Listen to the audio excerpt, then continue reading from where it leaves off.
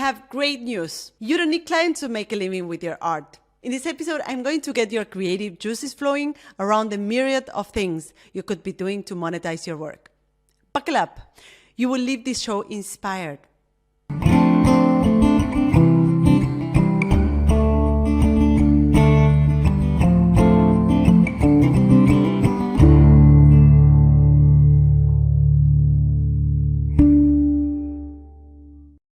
Hello and welcome to another episode of Open Studio. I'm your host, Martina Flor, and in this solo show, I share strategies and tactics that you can use to propel forward your career as a lettering artist or illustrator.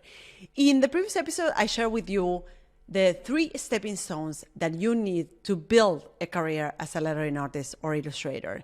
Now, that is episode number 101. You can go check it out. And that was the first episode of a series of episodes that are coming up, which I have recorded in anticipation to my group coaching program for lettering artists and illustrators that is opening registrations at the end of June. So I want to ask you to mark your calendar and sign up for the waiting list on maketheleapnow.com. That is maketheleapnow.com. I'm going to add this to the show notes so that you can find it. And this series of episodes are going to circle around different things that have to do with making a living as a lettering artist or as a commercial artist, right? And we're going to touch on income streams, on pricing, on diversifying your revenue streams, right? And this is going to be relevant to you whether you are thinking of taking the plunge into freelancing or you're already freelancing and you're wondering, okay, how can I do better? So I hope they will be insightful. And in this specific episode, we will touch on how to monetize your skills and the several ways in which you can monetize your skills.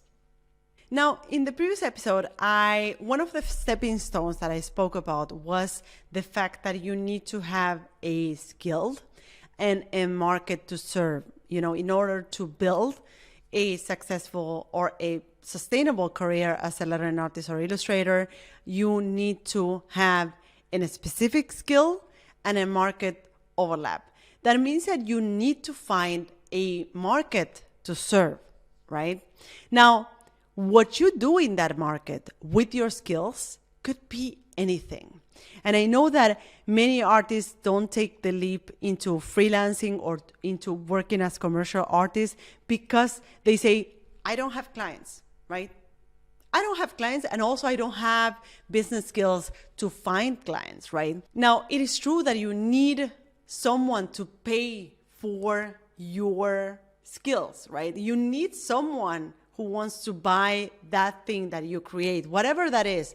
Call that a service, a product, a physical product, a digital product, right? But you, of course, need that other side, which is someone willing to pay for what you do, right? Now, that someone doesn't necessarily need to be a client that hires you to make a client assignment, right? And this is what I mean when I say that client work is not the only thing that you could be doing as a commercial artist, right? And this is why the fact that you don't have a client base is I would say it's no excuse. It's no reason why you shouldn't go solo or you shouldn't go freelance with your work as a commercial artist, right? Now, with that said, I know that this is one of the biggest objections of creatives when they are thinking of going freelance with their business and when they are thinking of monetizing their skills.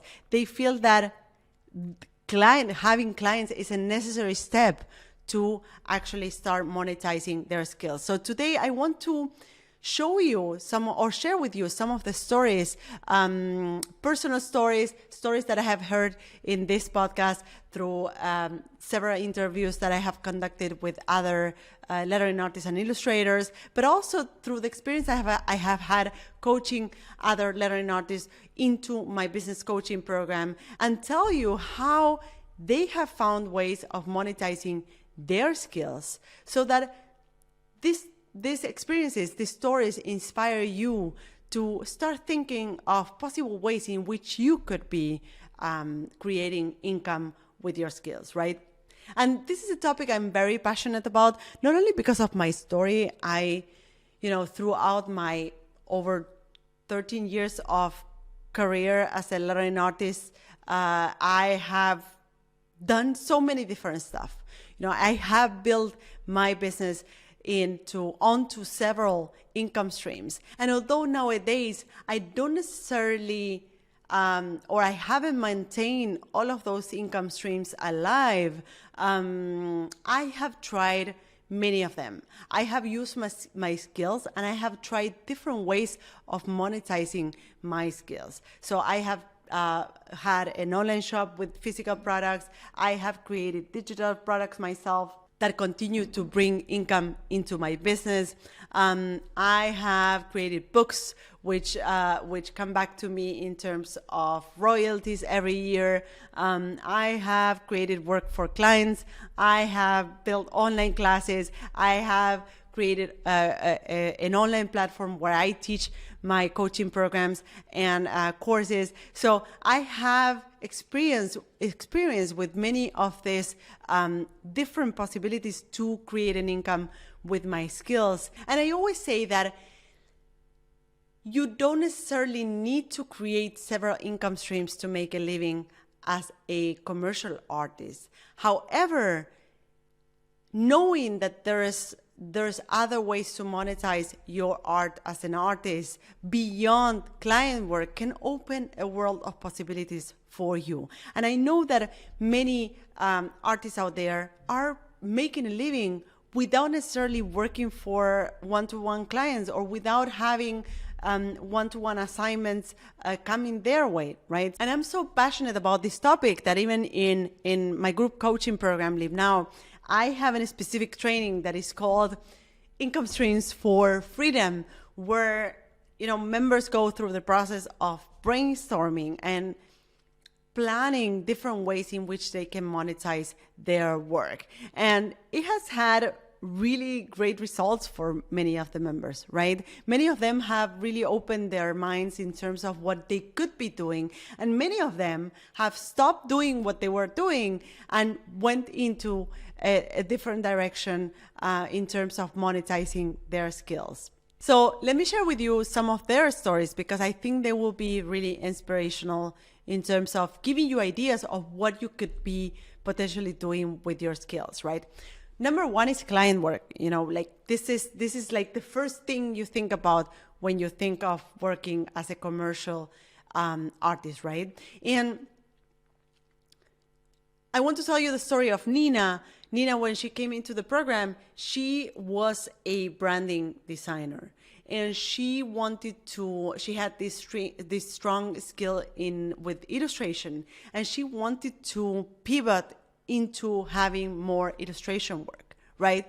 But she already had a client base. So what she did is to leverage her client base with her illustration work. So instead of continuing offering branding services, she started putting in front of her client base that she had built throughout years of working with clients.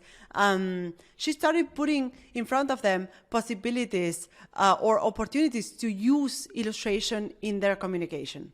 So even though she continued doing client work, she pivoted her focus, or she pivoted her area of work using the same or leveraging the same client base that she had, but by offering a new service to them, right? And whenever I hear someone who is thinking of pivoting career, like the case of Nina, who wanted to transition from branding onto something like illustration, or whenever I hear someone saying that they want to leave their day job and they want to go into freelancing, I always ask a question of how can you make this by leveraging what you already have?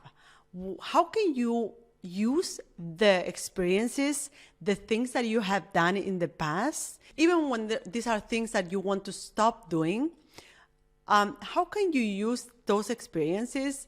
How can you use that client base? How can you use your experience in a certain market to help you take the next step towards the work you want to be doing?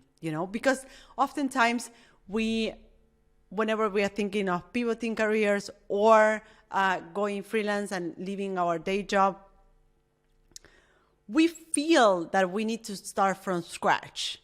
Whereas in reality, you actually have a lot of experience. You have a lot of things that you're taking with you. You're never starting from scratch, right? I invite you to always think in those terms. What are the things that I know? What are the experience that I have that can help me take this next step, right?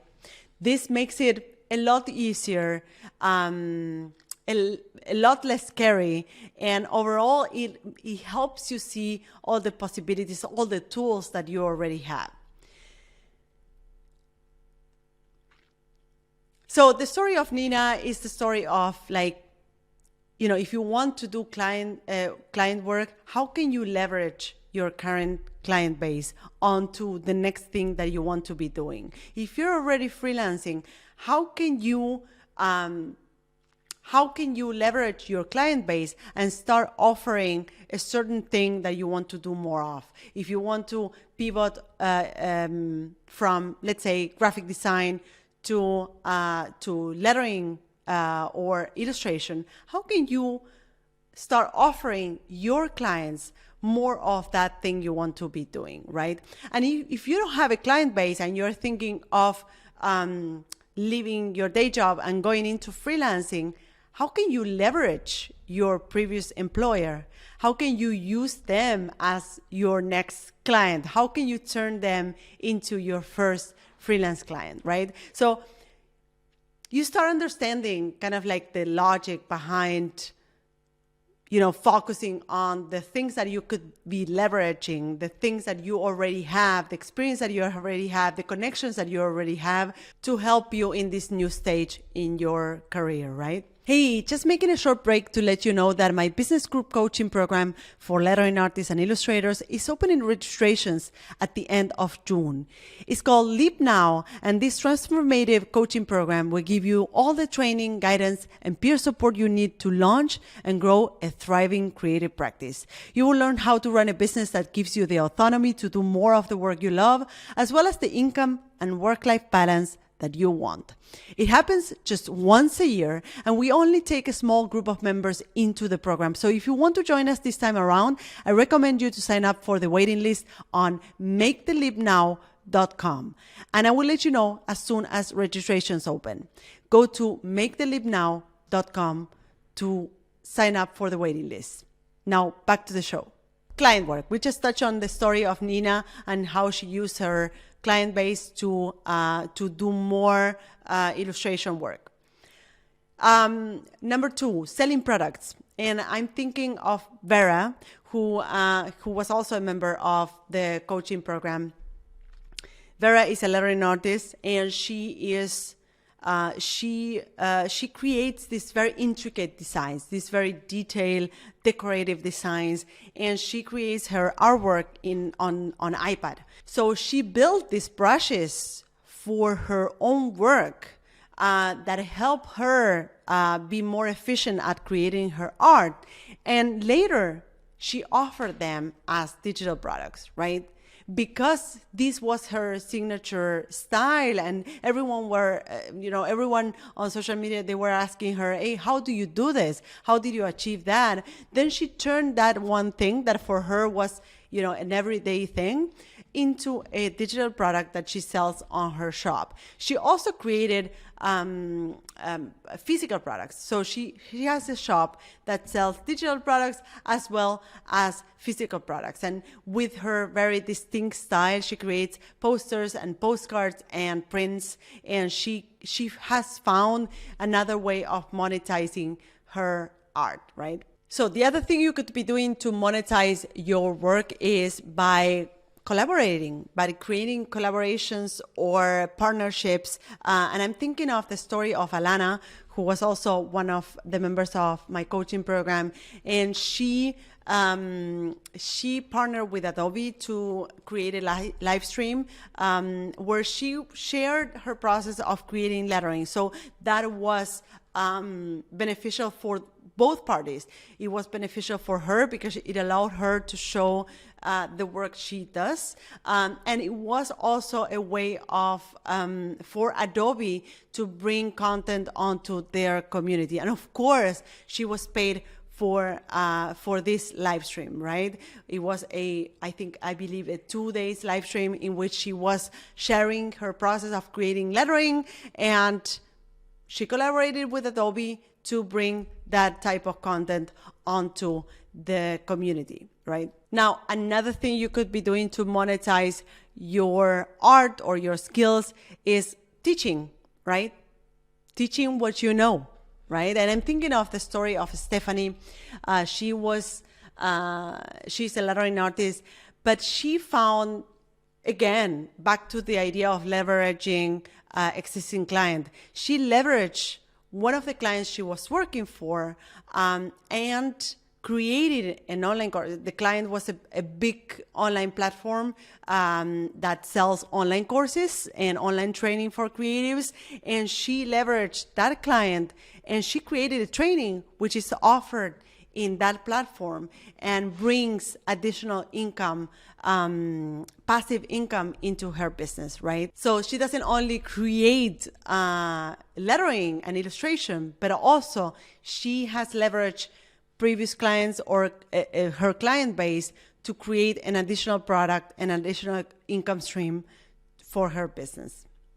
And when it comes to monetizing your knowledge, a myriad, there's a world of possibilities that opens in front of you. If you like teaching, if you like sharing what you know, there's so many ways in which you could be monetizing your skills and your ability to share what you know with others, right? You can do in-person workshops, you can do online classes, you can do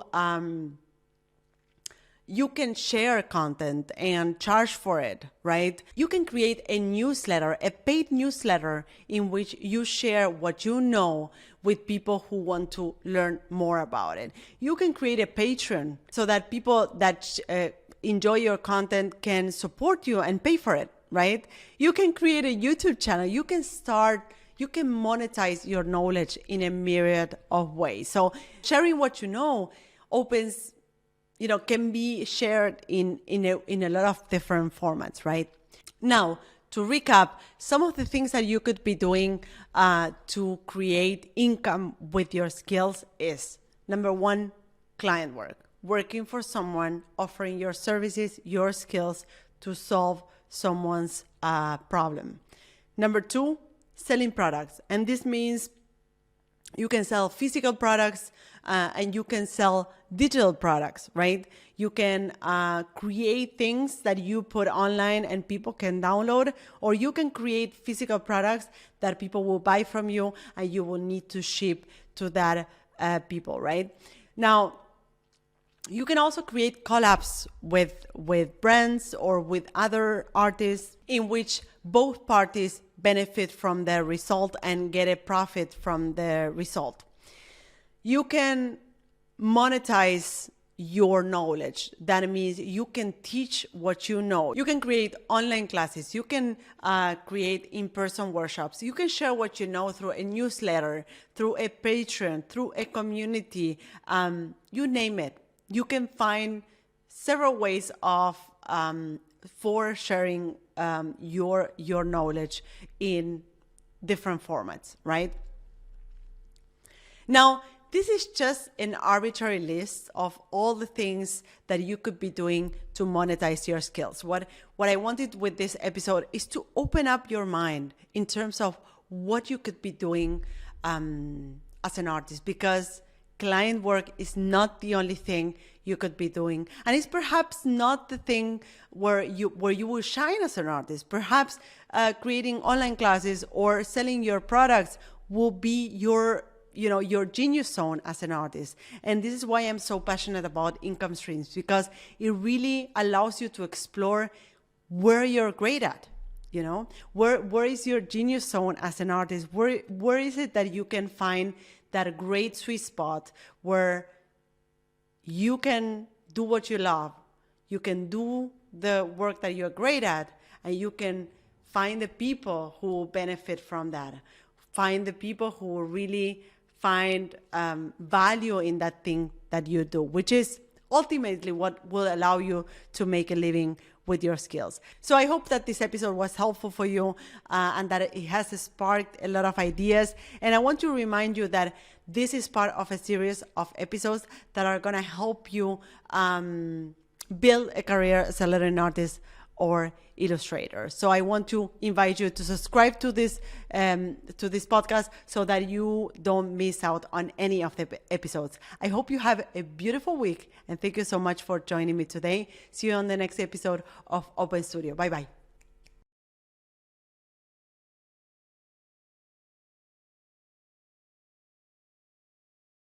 So this is it. I hope you loved this episode. You can find me, the host of the show, on social networks at Martina Flor on Instagram, Twitter, and Facebook.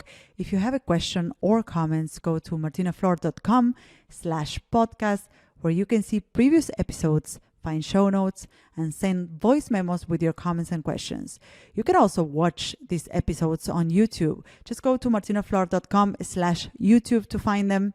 You can, of course, listen to all our episodes on your favorite podcast platform. If you loved this episode, subscribe to this podcast. And if you leave us a review, it will help others find us. Thank you all for listening, and see you in the next episode of Martina Flor's Open Studio. Bye-bye.